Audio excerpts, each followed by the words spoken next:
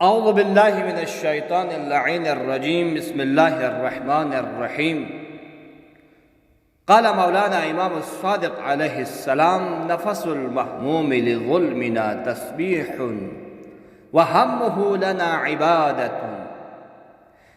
عباد بن تغلب امام جعفر صادق صلوات اللہ وسلام علیہ سے عزاداری کی اہمیت کو بیان کرتے ہوئے نقل کرتے ہیں کہ عباد ابن تغلب کہتے ہیں کہ امام جعفر صادق صلوات اللہ وسلامہ علیہ عزاداری ابا عبداللہ الحسین کی فضیلت بیان کرتے ہوئے ارشاد فرمایا، ہمارے ظلم پر غمزدہ سانس لینا تسبیح ہے، وَحَبُّهُ لَنَا عِبَادَةٌ، اور ہماری خاطر غمگین ہونا عبادت ہے، اور ہمارے راز کو مخفی رکھنا جہاد فی سبیل اللہ ہے۔